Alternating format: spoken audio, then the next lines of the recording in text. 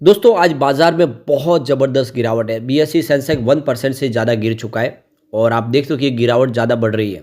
इसके पीछे 4-5 बड़े रीज़न है जिसकी वजह से ये भारी भरकम गिरावट हो रही है।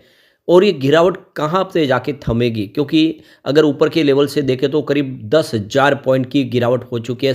86,000 के आसपास जो सेंसेक्स था वो 76,000 के आसपास आ गया है। तो इस गिरावट में लोगों को बहुत भारी नुकसान हुआ है। सभी का पोर्टफोलियो लगभग पूरा रेड हो चुका है और कई लोगों का तो पोर्टफोलियो साफ ही हो गया है। अब समझ में नहीं आ रहा कि क्या किया जाए। ऐसे में लोग जो बहुत ज़्यादा पैनिक कर जाते हैं और बिकवाली शुरू कर देते हैं, जबकि ये देख सकते हो बाजार इस समय वो सेंटीमेंट ऐसे नहीं है कि इस तरह से आप लॉस बुक करें, क्योंकि बाजार के सेंटीमेंट देख के आगे की रणनीति बनानी चाहिए। बहुत सारे लोग हैं जो इस समय बिकवाली की तरफ देख रहे हैं, क्योंकि एफआई बाजार में भयंकर बिकवाली करे, लेकिन आगे की क्या संभावना बन रही है उसको समझने की कोशिश करेंगे इस वीडियो के माध्यम से। लेकिन फ्रेंड्स उससे पहले अगर आप पहली बार हमारे चैनल पे आए तो चैनल को सब्सक्राइब कर दीजिए, एक बेल आइकॉन दबा दीजिए ताकि जब भी नया वीडियो बने पहला नोटिफिकेशन आपको मिले। वीडियो पसंद आए तो लाइक से ज़रूर कीजिए। चलो फ्रेंड्स वीडियो स्टार्ट करते हैं। मैं हूँ आपका दोस्त एस बी दवे और हमारे अपने चैनल ऑनलाइन कमाई में आपका बहुत बहुत स्वागत है। तो सबसे पहले बीएसई सेंसेक्स की बात कर ले। इस समय 2 बजे के आसपास का टाइम है। 76,474 के स्तर पर जहाँ पे 900 पॉइंट की भारी भरकम गिरावट देखने को मिल रही है। 1.17% गिरा है बीएसई सेंसेक्स। और इंट्राडे में ये जो गिरावट है ये काफ़ी बड़ी है, क्योंकि जो हाई बना वो 77,128 का है और इंट्राडे का लो 76,428 है। यानी इस हिसाब से देखें तो आज इंट्राडे में 1300 पॉइंट के आसपास की भारी गिरावट देखने को मिली है और इससे लोगों का पोर्टफोलियो बिल्कुल साफ होता हुआ दिखाई दे रहा है। अब ये जो गिरावट है ये इसमें आप देख सकते हो कि आज स्मॉल कैप मिड कैप की पिटाई बहुत ज़्यादा हो रही है और निफ्टी नेक्स्ट 50 की पिटाई भी ज़बरदस्त हो रही है। निफ्टी 50 में गिरावट कम है, बल्कि उसके मुकाबले मिड कैप में और उनमें बहुत ज़्यादा है। तो निफ्टी 50 इस समय 23,112 के स्तर पर जहाँ पे 1.36% की गिरावट है। लेकिन निफ्टी नेक्स्ट 50 में ज़बरदस्त गिरावट है, करीब 3.78% की भारी भरकम गिरावट है। निफ्टी 100 में गिरावट कम है, 1.80% के आसपास की है और निफ्टी 200 में 2.12% की गिरावट है। तो जो सबसे बड़ी गिरावट है वो निफ्टी नेक्स्ट 50 के अंदर ही है, 3.78 यानी लगभग 3.25% की भारी भरकम गिरावट है। अब निफ्टी मिड कैप 50 में भी उतनी ही गिरावट है, 3.70% की गिरावट है और निफ्टी मिड कैप 100 में भी 3.70% की गिरावट है। यानी निफ्टी नेक्स्ट 50 और निफ्टी मिड कैप में एक जैसी गिरावट है और निफ्टी स्मॉल कैप 100 में तो और भारी गिरावट है, 3.96% की गिरावट, यानी लगभग 4% के आसपास की गिरावट है। निफ्टी स्मॉल कैप 50 में 3.76% की गिरावट है और निफ्टी स्मॉल कैप 250 में देख सकते हो कि यहाँ पे 3.82% की गिरावट है। यानी जो सबसे बड़ी गिरावट है वो स्मॉल कैप के अंदर है, उसके बाद में मिड कैप में और उसके बाद निफ्टी नेक्स्ट 50 में। अब इंडिया वीएक्स इस समय 7.54% देख सकते हो, अब आपको दिखाई देगा। अब ब्रॉडर मार्केट की बात करें, ये गिरावट कहाँ से निकल के आ रही है, तो सबसे जो भारी भरकम गिरावट है वो रियलिटी में। निफ्टी रियलिटी 6.16% गिरा है, 903 के आसपास आ गया है। तो बाजार जो इस समय जो सेंटीमेंट बिगड़े वो निफ्टी रियलिटी की वजह से। उसके बाद अगर गिरावट देखें तो वो निफ्टी मीडिया के अंदर है, 3.86% की गिरावट और निफ्टी मेटल में अगर देखें तो यहाँ पर भी 3.14% की गिरावट है। यानी ये जो 3 सेक्टर है इनमें गिरावट 3% से ऊपर की है। उसके बाद अगर आप देखें तो निफ्टी पीएसयू बैंक में भी 2.65% की गिरावट है और इसके अलावा अगर आप देखें तो निफ्टी ऑटो में 2.42% की गिरावट है। निफ्टी हेल्थ केयर में 2.38% की गिरावट है। तो कुछ ये इंडेक्स है जिनमें 2% के आसपास की गिरावट है और बाकी अगर आप देखें तो निफ्टी फाइनेंशियल सर्विस में 1.51% की गिरावट है और इसके अलावा निफ्टी बैंक में भी 1.37% की गिरावट है। अगर कहीं पे सबसे कम गिरावट देखने को मिल रही है तो वो निफ्टी प्राइवेट बैंक में 0.89% की गिरावट है, जहाँ पे 1% से कम की गिरावट है। तो आज का जो लूजर बना है वो इंडेक्स तो वो है रियलिटी, जहाँ पे 6% से ऊपर की भारी भरकम गिरावट है और बाकी लूजर में आपको मेटल मीडिया दिखाई देगा, जहाँ पे 3% के आसपास की गिरावट है। तो आज देख सकते हो कि कारोबारी क्षेत्र में जो 850 पॉइंट के आसपास की गिरावट हुई और निफ्टी में भी 250 पॉइंट की गिरावट हुई और एक झटके में निवेशकों के 5 लाख करोड़ रुपए का नुकसान हो गया। तो शुक्रवार के आखिरी कारोबारी क्षेत्र में BSE market cap 429.67 lakh crore के आसपास था, जो गिरकर 424.84 लाख करोड़ के आसपास आ गया। इस हिसाब से देखें तो मिनटों में ही करीब 4.83 लाख करोड़ रुपए का छूना लग गया लोगों को। तो बीते सप्ताह शुक्रवार को भी काफ़ी बड़ी गिरावट के साथ में बाजार में क्लोजिंग देखने को मिली थी। ग्लोबल मार्केट में मिले जुले रुझान है, उसके बावजूद भी आईटी शेयरों में तेज़ी देखी गई थी, लेकिन ये तेज़ी भी गिरते बाजार को संभाल नहीं सकी थी। विदेशी निवेशकों की बिकवाली ने भी बाजार पर दबाव बढ़ा दिया था। बीएसई सेंसेक्स शुक्रवार को बढ़त के साथ 77,682 के अंक पर खुला था, लेकिन अंत में 241 पॉइंट की गिरावट के साथ 77,378 पर बंद हुआ था।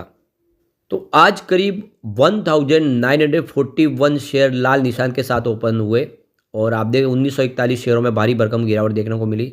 महज 737 ऐसे शेयर थे जो ग्रीन जोन में ओपन हुए थे आज, और 172 शेयरों में कोई परिवर्तन देखने को नहीं मिला। तो ये जो गिरावट है, इसके पीछे 5 बड़े कारण हैं जिसकी वजह से ये गिरावट देखने को मिली। तो पहला रीज़न है यहाँ पे अमेरिकी जॉब डेटा। बीते शुक्रवार को अमेरिका में मजबूत रोजगार डेटा रिलीज किया गया है, जो 10 वर्षीय अमेरिकी यील्ड को 14 महीने के हाई पर दर्शाता है। इससे 2025 में दरों में कटौती की संभावना कम हो गई है, और जिससे भारत जैसे उभरते बाजार में निवेश के लिए कम आकर्षक हो गए इस समय। दूसरा रीजन बना है बॉन्ड यील्ड में बढ़ोतरी। देख सकते हो कि मजबूत अमेरिकी रोजगार डेटा सामने आने के बाद 10 साल की अमेरिकी ट्रेजरी यील्ड बढ़कर 4.73% हो गई है, जो अप्रैल के बाद इसका हाई लेवल है। मार्केट एक्सपर्ट को उम्मीद है कि जनवरी में फेड दरें स्थिर रहेगी, जिससे डॉलर में और मजबूती आएगी और बॉन्ड यील्ड में बढ़ोतरी होगी। और तीसरा जो रीजन है फॉरेन आउटफ्लो। इसके अलावा मार्केट के गिरावट के पीछे वजह है एफआईआई की सेलिंग भी शामिल है। दरअसल विदेशी पोर्टफोलियो निवेशकों और विदेशी संस्थागत निवेशकों की ओर से 2025 में भी इक्विटी बिकवाली में कमजोरी के कोई संकेत नहीं मिल रहे। लगातार आप देखें तो बिकवाली हो ही रही है। इस महीने 10 जनवरी 2025 तक भारतीय बाजार से करीब 22,259 करोड़ रुपये की इक्विटी बेची गई है। दूसरा और रीजन है तेल की बढ़ती कीमतें। तो सोमवार को तेल की कीमत 3 महीने से अधिक समय के अपने हाई लेवल को हिट की है, जिससे दुनिया के शीर्ष और तीसरे सबसे बड़े आयातक चीन और भारत को रूसी कच्चे तेल की सप्लाई प्रभावित होगी। इसके अलावा जो पांचवा रीजन है वो है रुपया, जो all time high low level को छू लिया है। जो देख सकते हो कि आज कारोबार के दौरान डॉलर के मुकाबले इंडियन करेंसी रुपया 23 पैसे गिरकर अपने all time high low level को हिट किया है। आज शुरुआती कारोबार में रुपया 86.27 रुपये के ट्रेड लेवल पर ट्रेड करा था। रुपये में गिरावट के पीछे की मुख्य वजह करेंसी एक्सचेंज रेट और फॉरेन आउटफ्लो है, जिसने इसको प्रभावित किया है। तो ये 5 वजह रीजन रहे जिसकी वजह से आज बाजार में गिरावट हुई। अब ये देख सकते हो कि जो गिरावट हुई है वो है निफ्टी रियलिटी में। आज देख सकते हो कि 6 कारोबारी क्षेत्र में ही 12% टूट चुका है निफ्टी रियलिटी इंडेक्स, और जो रियलिटी शेयरों में जिसने निवेश किया उसको भारी नुकसान हो रहा है। तो 13 जनवरी को भी देख सकते हो रियलिटी सबसे बड़ा लूजर साबित हुआ। आज काफ़ी बड़ी गिरावट देखने को मिली और नुकसान बहुत ज़्यादा है। ब्रॉडर इक्विटी मार्केट करेक्शन के दौर से गुजरे हाल के सप्ताह में रियल इस्टेट सेक्टर में ये जो करेक्शन और भी तेज हो गया है। मोतीलाल ओसवाल फाइनेंशियल सर्विस के रुचित जैन ने कहा है कि बढ़ती अमेरिकी बॉन्ड यील्ड जो वर्तमान में 4.76% है, ने रियल इस्टेट जैसे ब्याज दरों के प्रति संवेदनशील सेक्टरों पर भारी असर डाला है। जैन ने कहा है कि हाई बॉन्ड यील्ड और सुस्त बाजार की स्थितियों के कारण जो इस समय जो रियलिटी को जो विशेष रूप से कमजोर बना दिया मार्केट को। दूसरा जो रीजन बन रहा है यहाँ पे अमेरिका में अप्रत्याशित रूप से मजबूत जॉब रिपोर्ट से पता चलता है कि पिछले महीनों करीब 2,56,000 नई नौकरियां जोड़ी गई है। इससे अमेरिकी फेडरल रिजर्व द्वारा दरों में आक्रामक कटौती की उम्मीदों पर कम हो गई है। रेसिडेंशियल सेगमेंट के ब्याज दरों में प्रति संवेदनशील होने के कारण इस पर सीधा असर पड़ता है। ब्याज दरों में कटौती की उम्मीदें कम होने से घर खरीदारों की मांग भी कमजोर होती है। तीसरा रीजन जो है रियल इस्टेट के लिए नुकसानदायक, वो है रियल इस्टेट रेगुलेटरी अथॉरिटी यानी RERA के तहत प्रोजेक्ट में देरी ने भी इस सेक्टर को प्रभावित किया है। HDFC सिक्योरिटीज़ के मार्केट एक्सपर्ट ने कहा है, इस बात पर ध्यान दिया है कि यहाँ पे जो देरी है उसकी तीसरी तिमाही में जो लॉन्च है सुस्त पड़ गया। हालांकि उन्होंने Q4 फाइनेंशियल 2025 में नए लॉन्च में उछाल की उम्मीद की है, क्योंकि लंबित अनुमोदन मिल सकते हैं। रेलिगियर ब्रोकिंग के अजीत मिश्रा ने इस सेक्टर के खराब प्रदर्शन के लिए DLF और गोदरेज प्रॉपर्टी जैसे जो प्रमुख डेवलपर्स हैं द्वारा बड़ी परियोजना लॉन्च न किए जाने को जिम्मेदार ठहराया है। मिश्रा ने कहा कि बड़े खिलाड़ियों की ओर से लॉन्च में कमी में इंडेक्स की निरंतर गिरावट का एक महत्वपूर्ण कारण बन रहा है। अमेरिकी ट्रेड पॉलिसी सहित तमाम ग्लोबल इवेंट्स से जुड़ी व्यापक बाजार की अनिश्चितता ने सेंटीमेंट को प्रभावित किया है। एनालिस्टों ने आगे कहा है कि अमेरिकी टैरिफ में प्रस्तावित बढ़त से महंगाई बढ़ सकती है।